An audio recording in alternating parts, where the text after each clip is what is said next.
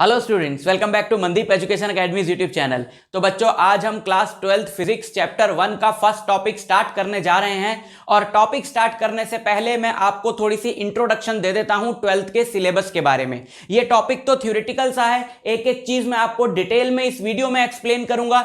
सब कुछ लिखना पॉसिबल नहीं है, इसलिए मैंने बहुत बढ़िया नोट्स आपके लिए बना दिए हैं आज के लेक्चर के, जिनको आप डिस्क्रिप्शन से डाउनलोड कर सकते हो। एक पीडीएफ का लिंक वहां पर दिया हुआ है, तो इस टॉपिक से समझ लेना और डिस्क्रिप्शन से उन नोट्स को डाउनलोड कर लेना।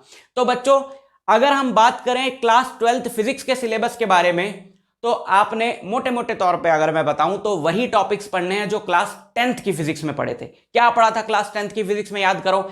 Electricity, magnetism, study of light which is called optics, human आई। तो वही सारी चीजें बहुत ज्यादा डिटेल में आपको पढ़नी है। तो ज्यादा सिलेबस का डिस्कशन करने का फायदा नहीं है, जैसे जैसे सिलेबस आगे बढ़ता रहेगा आपको खुद ही पता चल जाएगा कि कौन कौन से चैप्टर्स हैं। हम बात करते हैं स्टार्टिंग के टॉपिक्स की। पहले 3 चैप्टर्स जो हैं वो एक टॉपिक के अंडर आते हैं फिजिक्स में। That topic is called electricity. Electricity का मतलब है study of charged particles. Charged particles की स्टडी को इलेक्ट्रिसिटी बोलते हैं, जिसके अंदर पहले 3 चैप्टर्स आते हैं। ठीक है, अब ये चार्ज पार्टिकल क्या होता है, इसी के बारे में हमारा डिस्कशन है आज के लेक्चर का और अगले 1-2 और लेक्चर्स का। ठीक है, इसको हम डिटेल में समझेंगे कि चार्ज होता क्या है। तो इलेक्ट्रिसिटी और बाकी के जो चैप्टर्स हैं फर्स्ट बुक में, they are based on magnetism. तो हम ये कह सकते हैं कि क्लास 10th का जो इलेक्ट्रिसिटी चैप्टर था वो यहां 3 चैप्टर में है, और जो मैग्नेटिज्म चैप्टर था वो अगले 4 चैप्टर में है। तो बहुत ज्यादा डिटेल में आपको पढ़ना है। सो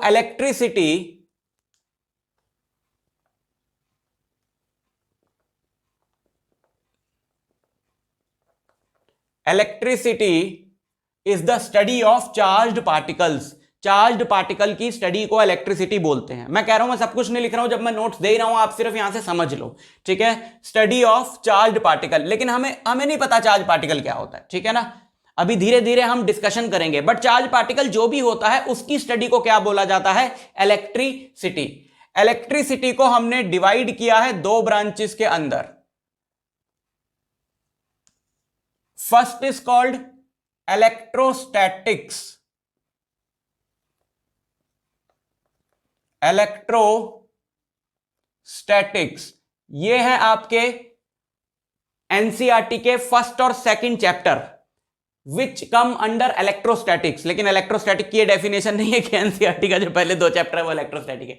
तो जब हम इलेक्ट्रिसिटी क्या है, स्टडी ऑफ चार्जेस, है ना, स्टडी ऑफ चार्ज्ड पार्टिकल्स। तो चार्ज्ड पार्टिकल जब रेस्ट पे होते हैं तो उनकी क्या क्या प्रॉपर्टीज होती हैं, उनको पढ़ा जाता है इलेक्ट्रोस्टैटिक्स के अंडर। स्टैटिक्स मतलब एट रेस्ट, और इलेक्ट्रो वर्ड आया है चार्ज के लिए। ठीक है, इसको हम अभी डिस्कस करेंगे इस वर्ड को। तो चार्जेस एट रेस्ट, इलेक्ट्रोस्टैटिक का मतलब है चार्जेस एट रेस्ट। तो इलेक्ट्रोस्टैटिक्स वो ब्रांच है इलेक्ट्रिसिटी की, सब ब्रांच है, जिसमें हम जब चार्ज पार्टिकल रेस्ट पे होते हैं तो उनकी क्या प्रॉपर्टीज होती हैं, उनकी फोर्सेस क्या हैं, उनकी फील्ड्स क्या हैं, उनके पोटेंशियल्स क्या हैं, वो सारी चीजें जिस टॉपिक के अंडर पढ़ते हैं उसको बोला जाता है इलेक्ट्रोस्टैटिक्स। और मूविंग चार्ज पार्टिकल को जब हम स्टडी करने लगते हैं, जब चार्ज मूव करने लगता है, तो उस टॉपिक को बोला जाता है current electricity, which is your chapter number 3 of NCERT. तो पहले 2 चैप्टर्स में हम लोग ये पढ़ने वाले हैं कि जब चार्ज रेस्ट पे होता है तो उसकी क्या प्रॉपर्टीज होती हैं, और तीसरे चैप्टर में हम पढ़ेंगे कि जब चार्ज मूव करने लगता है तो उसकी प्रॉपर्टीज क्या होती हैं। तो इसकी बात बाद में करेंगे। हम अपना फोकस रखें बिल्कुल पहले चैप्टर पे और आज के टॉपिक पे फोकस करें। और आज का हमारा टॉपिक है, जिसकी हेडिंग ऊपर डाली ही हुई है, फिर से डाल देते हैं ताकि आपको पता चले कि मेनली हम क्या डिस्कस कर रहे हैं। आज हम डिस्कस कर रहे हैं व्हाट इज चार्ज। तो हम बार बार कह रहे हैं study of charge, study of charge, पर भैया ये चार्ज है क्या, चार्ज है क्या, तभी तो इसकी स्टडी करेंगे। तो सुनो जरा, चार्ज के बारे में हमारे आसपास कई घटनाएं घटती रहती हैं चार्ज से रिलेटेड। तो चार्ज के बारे में हमें जितना कुछ पता है उन पे स्टडी करके ही पता चला है। फॉर एग्जाम्पल, जैसे आप सर्दियों में अगर आप रब करें वूल को, या ऐसे सोचो, रब तो हम क्या करते हैं, जैसे हम स्वेटर वगैरह उतार रहे हो, है ना, तो उसमें चिंगारियां निकलती हैं, देखिए कभी, अच्छा नहीं देखी, okay, that is related to charge. But atmosphere की लाइटनिंग तो देखी है, बिजली कड़कना तो देखा है, that is also related to charge. तो ये चार्ज है क्या? ठीक है, रिलेटेड टू चार्ज तो हो गया, बट ये चार्ज है क्या? तो जरा पीछे चलते हैं, नहीं दीवार है उधर तो पीछे मतलब समय में पीछे चलते हैं। और काफी 600-700 साल पहले एक साइंटिस्ट था थेल्स ऑफ मिलिटस, उसने एक रिसर्च करी और देखा कि जो एम्बर होता है, एम्बर बोले तो एक ऐसा सब्सटेंस अब तो नहीं मिलता पेड़ों पे, बट जो पुराने पेड़ थे उनके फॉसिल्स में पाया जाता है एम्बर। वो तुमने देखा होगा कभी एम्बर से मिलता जुलता सब्सटेंस, जो छाल होती है पेड़ की, जो तना होता है, जो खाल होती है, उससे रिश्ता है ना एक गोल्डन कलर का या येलोइश सा, जो बहुत थिक रेजिन होता है, एक लिक्विड होता है बहुत थिक, है ना, वो उससे रिश्ता है और मोटा हो जाता है, सूख जाता है। आप सर्च करो गूगल पे, आपको शायद इसकी पिक्स मिलेंगी तो आपको देख के बिल्कुल पता चल जाएगा, अच्छा ये तो हमने देखा है। तो उसको एम्बर बोलते हैं। तो उसने बोला कि यार, उसने एक्सपेरिमेंट किए कि जब एम्बर को वो वूल से या क्लॉथ से रब करता है, तो एम्बर भी और वूल भी और जिससे भी उसने रब किया है, रब करने के बाद ये दोनों चीजें हल्की फुल्की चीजों को अट्रैक्ट करने लगती हैं। जैसे एम्बर उसने लिया, उससे कपड़े से उसको रब किया, तो ये कपड़ा भी हल्की फुल्की चीजों को अट्रैक्ट करने लगता है, और ये एम्बर भी। और फिर इन एक्सपेरिमेंट्स को हमने बाद में किया, मतलब आइडिया तो था, this is related to electric charge, तो आइडिया तो बहुत पुराने समय से था, लेकिन हम इसको डिटेल में जरा हमने एक्सपेरिमेंट शुरू किए 200-300 साल पहले, तो हम एक निष्कर्ष पे पहुंचे। उस निष्कर्ष को हम बताएंगे। निष्कर्ष मतलब कंक्लूजन, जो अंग्रेजी समझते हैं बच्चे उनके लिए। तो एक्सपेरिमेंट्स क्या है, जरा उन पे फोकस करो। एक एक 2-2 नंबर के क्वेश्चन यहां से उठ के आ सकते हैं। तो हमने क्या किया कि हमने एक ग्लास रॉड ली, इसको लिखते जाते हैं, डिटेल नोट्स आपको मिल जाएंगे। हमने एक ग्लास रॉड ली,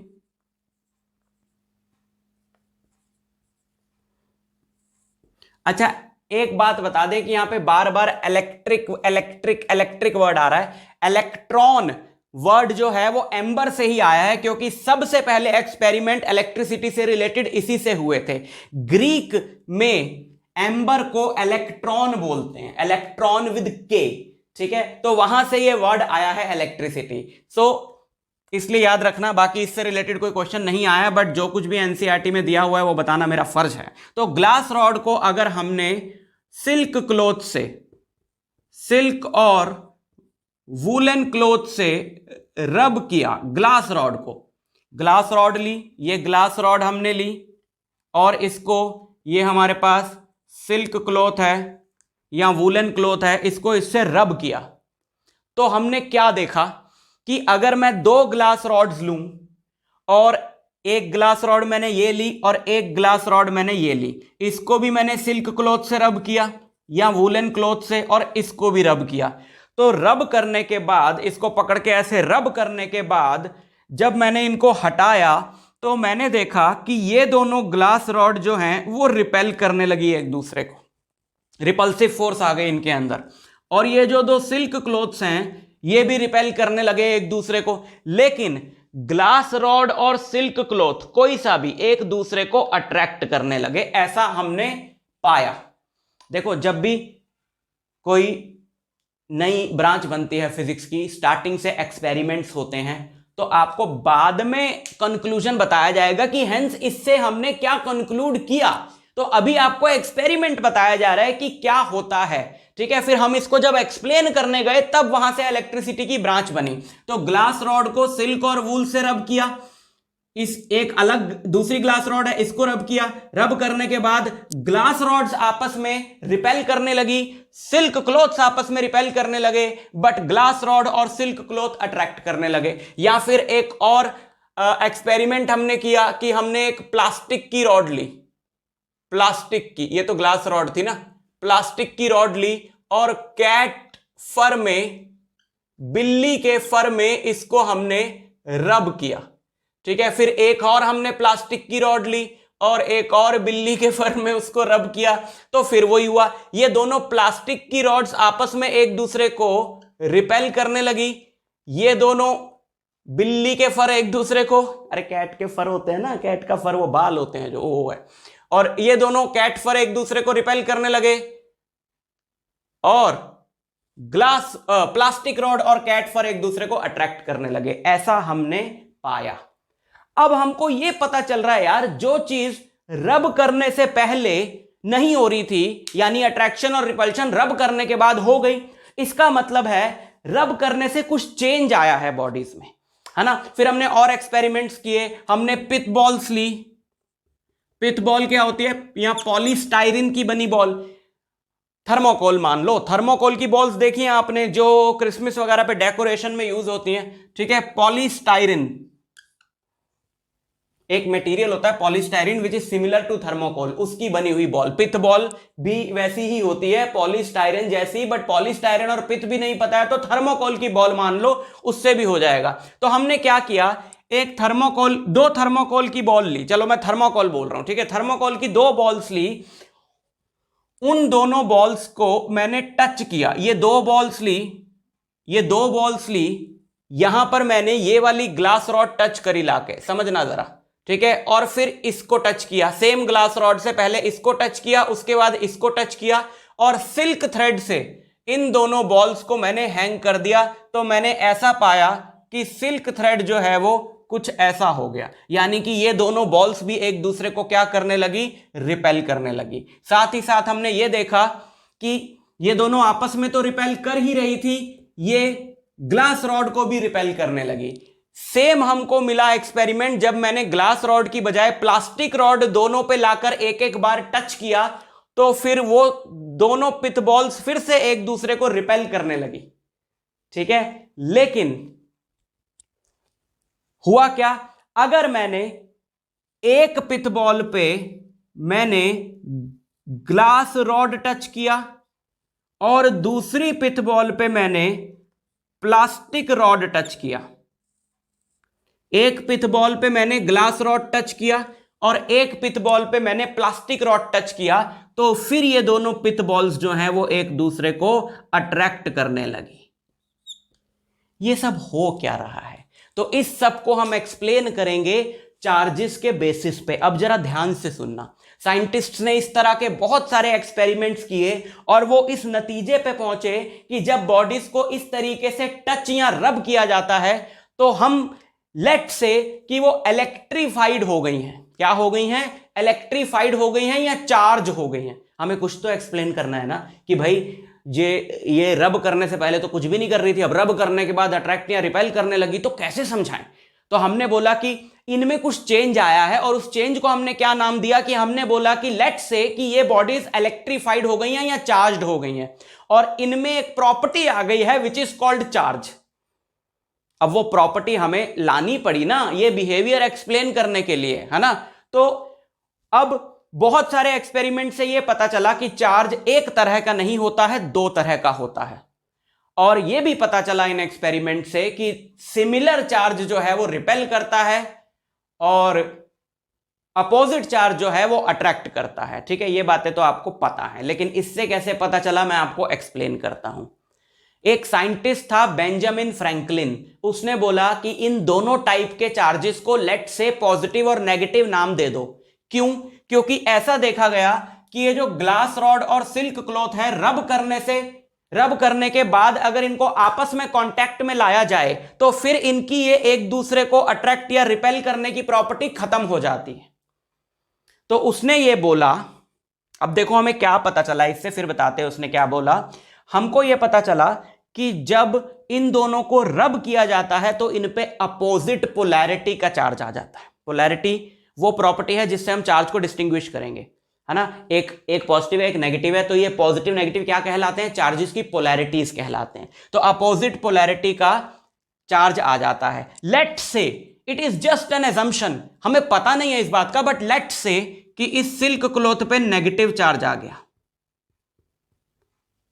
और ग्लास रॉड पे पॉजिटिव चार्ज आ गया। दिस पॉजिटिव एंड नेगेटिव ये मैथ्स वाला पॉजिटिव नेगेटिव नहीं है। मैथ्स में नेगेटिव का मतलब छोटा होता है, पॉजिटिव का मतलब बड़ा होता है ना। -5 is less than +5, but this is not maths वाला +5 और -5।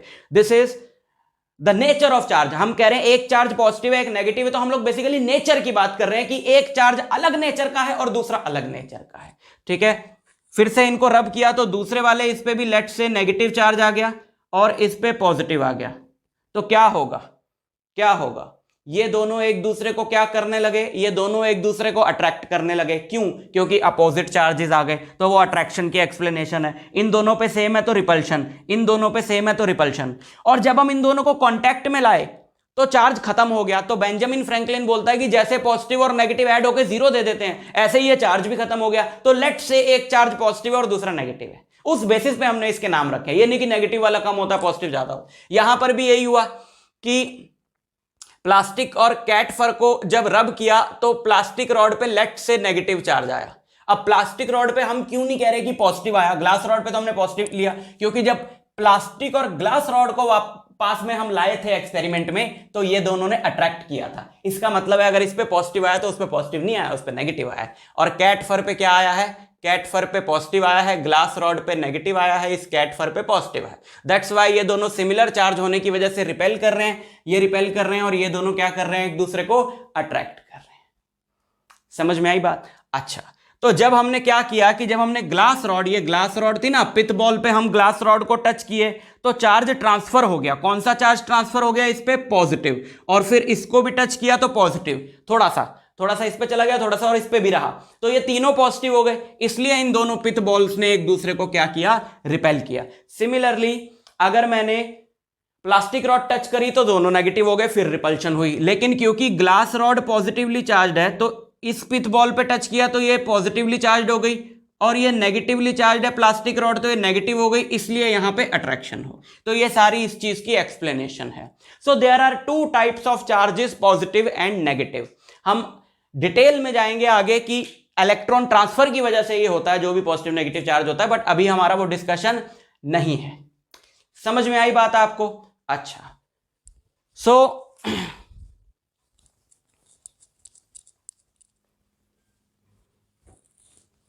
तो ये हो क्यों रहा है, इस पे थोड़ा सा हम डिस्कशन करेंगे, डिटेल डिस्कशन इसके ऊपर हम एक अलग लेक्चर में करेंगे, क्वांटाइजेशन ऑफ चार्ज वाले में, क्योंकि वो बहुत इंपॉर्टेंट डिस्कशन है। बट हल्का सा हम आइडिया ले लेते हैं। जैसे एक बॉडी है ये और दूसरी बॉडी है ये, इस बॉडी को हमने नाम दिया सपोज ए और इस बॉडी को हमने नाम दिया बी। अब दोनों बॉडीज न्यूट्रल हैं क्योंकि bodies are made up of atoms and atoms are neutral as a whole, है ना। एटम जो है वो न्यूट्रल हैं और ये बॉडी जो है वो एटम्स की बनी है। अब क्या होता है कि एटम के अंदर जो प्रोटॉन्स और न्यूट्रॉन्स है वो तो टाइटली पैक्ड है बिल्कुल न्यूक्लियस के अंदर, और आउटर शेल्स में क्या है, इलेक्ट्रॉन्स हैं। तो जब आप दो बॉडीज को रब करते हो, रब करने से आपको पता है जैसे आप हाथों को रब करोगे एनर्जी प्रोड्यूस होती है क्योंकि फ्रिक्शन को ओवरकम करने में एनर्जी लगती है। तो जब आप रब करते हो दो बॉडीज को तो क्या होता है कि इलेक्ट्रॉन्स जो आउटर मोस्ट शेल में है वो एनर्जी गेन करते हैं और जो बहुत ज्यादा लूजली बाउंड होते हैं एटम के अंदर वो एक से दूसरी बॉडी में ट्रांसफर होना शुरू हो जाते हैं, है ना। ए और बी में से कोई तो एक ऐसी बॉडी होगी ना जिसके इलेक्ट्रॉन थोड़ा लूजली बाउंड होंगे as compare to other body. तो जिसके लूजली बाउंड है, थोड़ी सी ये जो रबिंग से एनर्जी मिली है, हीट मिली है, इससे जाना शुरू कर देते हैं, तो ये इलेक्ट्रॉन जो है वो दूसरी बॉडी में ट्रांसफर होने लग गए।